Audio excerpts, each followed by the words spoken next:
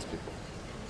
I extend my congratulations to all other members of the expert mechanism who were appointed with you to carry out the difficult tasks of making this body work.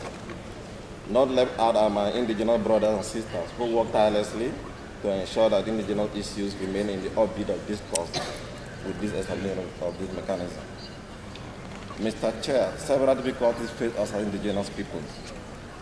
Whilst acknowledging that the mechanism has its own challenges, my organization believes that it is an important step forward in the promotion and protection of the rights of indigenous people, as it promises to take us to the next level. In their separate pitches this morning, the President of the Human Rights Council and the Deputy High Commissioner stressed on the issue of implementation. It is to this end, Mr. Chair, that we feel that as part of your thematic focus, the expert mechanism will seek to undertake a study of some of the efforts that United Nations agencies are putting into mainstreaming the implementation of the rights of indigenous people in their program of work, especially in the light of the United Nations Declaration on the Rights of Indigenous People. I think we've seen the implementation gap in most of what the UN agencies are doing in country, and we feel as an organization that this has to be looked into. I endorse the statement from the African caucus on the very issue of recognition of indigenous people, which has remained a constant and dominant issue. It will interest us if the mechanism could do more in terms of exploring the challenges that act as barriers to the recognition of indigenous people in Africa. As our speaker from the African caucus stated, it is quite embarrassing as all of us can see, all of you can see in this hall, the very absence of African delegation in this meeting. It shows the level of commitment of our African government to issues of indigenous people.